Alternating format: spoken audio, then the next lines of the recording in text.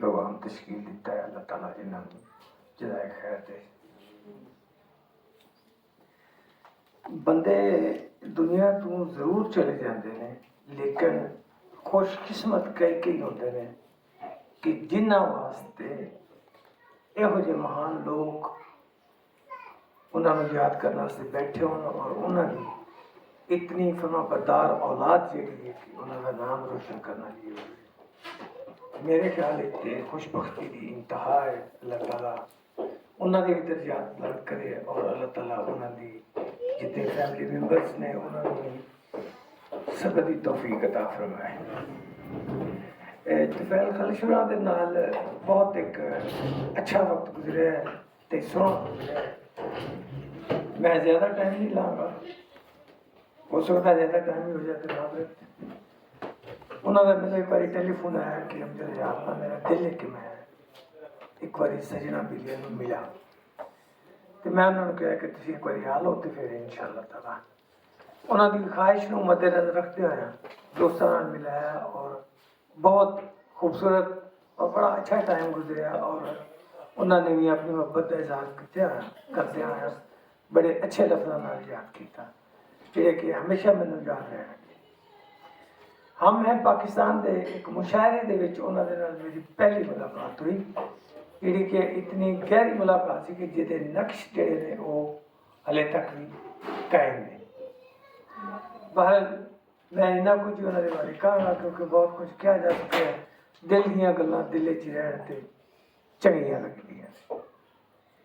साहिब सदर की इजाजत के नाल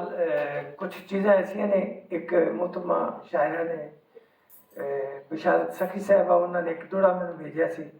कि मेरी तरफों तुफैल खालिशुरा की नज़र करना तो मेरिया बेटियां ने एक बार तुफैल खालिशुरा का खालपन आखिरी कलामां दे विचों एक कलाम सी जिहड़ा कि पढ़िया नहीं जा रहा सी वो कोशिश करके तो मैं उसनूं लिखिया मैं वो भी पेश कराँगा। तुफैल खालिशुरा वास्ते मैं चंद शेर लिखे ने वो भी पेश कराँगा तो उस बाद इजाज़त होएगी तो मैं दो चार शेर अपने सुना दें। इजाज़त बिशारत सखी ने जोड़ा लिखा सी कि तेरे तुरंत खलश रब दी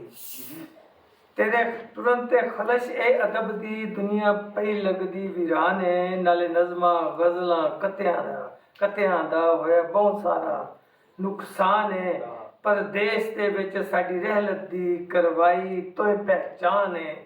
सुखी सुखन दी नौकरी करने वाला कदी मरदा नहीं इंसान है। ये उन्होंने तरफों ऐसी जी तो जी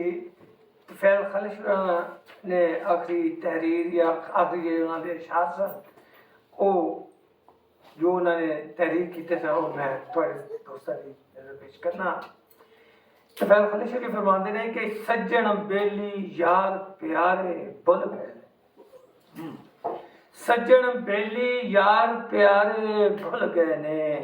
सूरज चेहरे चन्न सितारे भुल गए ने ते विछड़ गईयां संगतां चेते आउंदियां ने विछड़ गईयां संगतां चेते आउंदियां ने रल के बहना नहर किनारे भुल गए ने जाता शहर च कोठा पा लिया इट्टां दा जाता शहर च कोठा पा लिया इट्टां दा पिंड दे कच्चे कोठे गारे भुल गए ते हड़ आया ते जुगियां कोठे रुड़ गए सन हड़ आया ते जुगियां कोठे रुड़ गए सन किंज उजड़े